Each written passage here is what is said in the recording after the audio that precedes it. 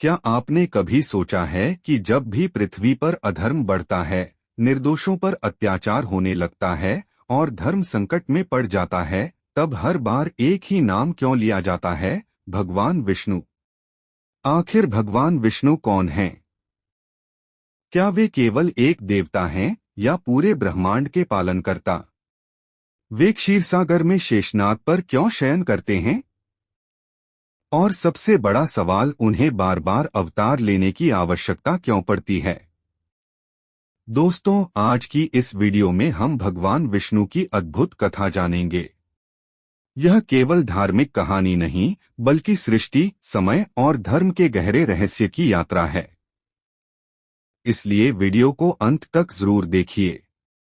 जब कुछ भी नहीं था। कल्पना कीजिए एक ऐसे समय की जब न पृथ्वी थी, न आकाश, न सूर्य, न चंद्रमा और न ही समय का कोई अस्तित्व था।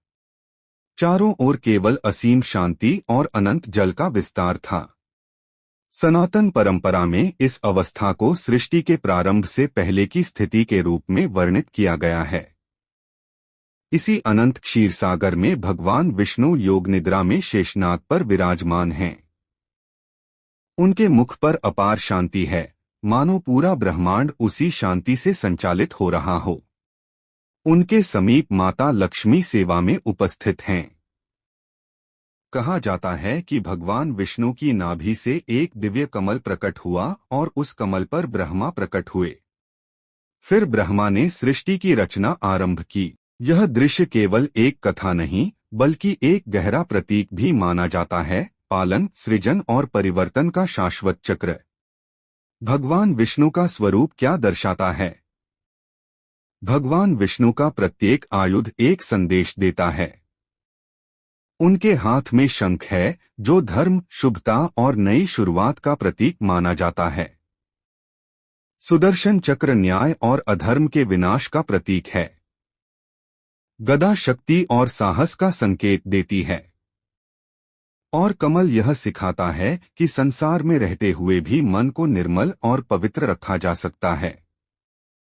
यही कारण है कि भगवान विष्णु को केवल शक्ति के देवता नहीं, बल्कि संतुलन और मर्यादा के रक्षक के रूप में भी देखा जाता है। आखिर अवतार लेने की आवश्यकता क्यों पड़ती है? यह प्रश्न सदियों से लोगों के मन में रहा है। यदि भगवान सर्वशक्तिमान हैं, तो वे बिना जन्म लिए ही सब कुछ ठीक क्यों नहीं कर देते? सनातन परंपरा के अनुसार भगवान मनुष्य को कर्म करने की स्वतंत्रता देते हैं। जब अधर्म इतना बढ़ जाता है कि संतुलन बिगड़ने लगता है, तब वे स्वयं अवतार लेकर धर्म की पुनः स्थापना करते हैं। भगवद गीता में श्री कृष्ण कहते हैं, यदा यदा हि धर्मस्य ग्लानिर्भवति भारत, अभ्युत्थानम अधर्मस्य तदात्मानं सृजाम्यहम्। अर्थात जब जब धर्म की हानि होती है और अधर्म बढ़ता है, तब तब मैं स्वयं अवतार लेता हूँ। यही भगवान विष्णु के अवतारों का मूल उद्देश्य है, सज्जनों की रक्षा, दुष्टों का विनाश और धर्म की पुनर्स्थापना। लेकिन हर युग में समस्या अलग थी। इसलिए भगवान ने हर बार अलग रूप धारण किया। पहला अवतार मत्स्य, बहुत प्राचीन समय में एक महाप्रलय आने वाली थी। परंपरा के अनुसार उस समय जीवन और ज्ञान दोनों के नष्ट होने का खतरा था। तब भगवान विष्णु ने मत्स्य यानी विशाल मछली का रूप धारण किया। उन्होंने राजा मनु को चेतावनी दी कि एक विशाल नौका तैयार करें और उसमें जीवन के बीज, ऋषियों तथा आवश्यक ज्ञान को सुरक्षित रखें। जब प्रलय आई, तब भगवान मत्स्य ने उस नौका की रक्षा की और उसे सुरक्षित स्थान तक पहुंचाया। यह कथा केवल प्रलय की नहीं है। इसका संदेश है कि जब संकट आए, तब सबसे पहले ज्ञान, संस्कृति और जीवन की रक्षा करनी चाहिए। दूसरा अवतार कूर्म, इसके बाद आया समुद्र मंथन का महान प्रसंग। देवता और असुर अमृत प्राप्त करना चाहते थे। उन्होंने मंदराचल पर्वत को मथनी और वासुकी नाग को रस्सी बनाया।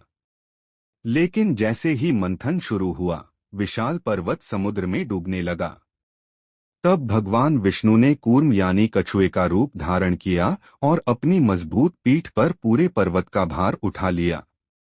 इसके बाद ही समुद्र मंथन सफल हो सका और अनेक दिव्य रत्न प्रकट हुए। यह कथा सिखाती है कि कभी कभी सबसे बड़ा योगदान वही देता है जो बिना प्रसिद्धि चाहे दूसरों का आधार बनता है। लेकिन असली परीक्षा अभी बाकी थी। समय बीतता गया। अब पृथ्वी पर एक ऐसा अत्याचारी जन्म लेने वाला था जिसके आतंक से देवता तक भयभीत हो गए। और तब भगवान विष्णु को ऐसा अवतार लेना पड़ा जिसने केवल एक राक्षस का नहीं बल्कि पूरे युग की दिशा बदल दी।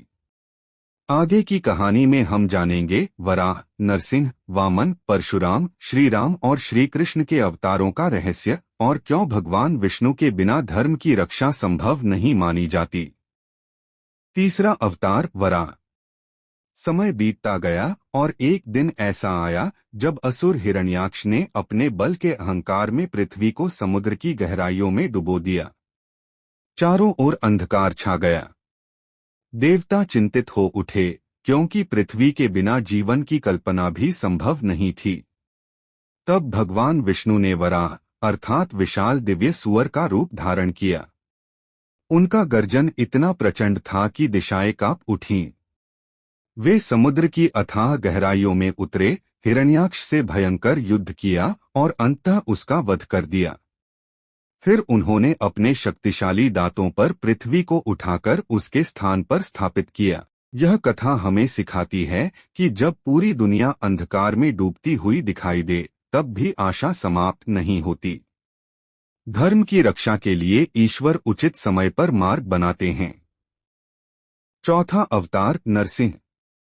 हिरण्याक्ष का भाई हिरण्यकशिपु उससे भी अधिक अहंकारी था। उसने कठोर तपस्या करके ऐसा वरदान प्राप्त किया कि न मनुष्य उसे मार सके, न पशु, न दिन में, न रात में, न घर के भीतर, न बाहर, न किसी अस्त्र से, न शस्त्र से। उसे लगा कि अब वह अमर हो गया है। उसने स्वयं को भगवान घोषित कर दिया और सबको अपनी पूजा करने का आदेश दिया। लेकिन उसका अपना पुत्र प्रहलाद केवल भगवान विष्णु का भक्त था। क्रोधित होकर हिरण्यकशिपु ने प्रहलाद को अनेक बार मारने का प्रयास किया, लेकिन हर बार वह बच गया। एक दिन उसने क्रोध में पूछा, यदि तेरा भगवान हर जगह है तो क्या इस खंभे में भी है? प्रहलाद ने शांत स्वर में कहा, हाँ। इतना सुनते ही खंभा फट गया और भगवान विष्णु नरसिंह रूप में प्रकट हुए, न पूर्ण मनुष्य न पूर्ण सिंह। उन्होंने संध्या के समय महल की चौखट पर अपने नाखूनों से हिरण्यकशिपु का वध किया। इस प्रकार वरदान की कोई भी शर्त नहीं टूटी, फिर भी अधर्म का अंत हो गया। यह कथा सिखाती है कि अहंकार कितना भी बड़ा क्यों न हो, सत्य और भक्ति के सामने टिक नहीं सकता। पांचवा अवतार वामन। इसके बाद राजा बलि का समय आया। वह पराक्रमी और दानी था, लेकिन धीरे धीरे उसका साम्राज्य देवताओं तक फैल गया।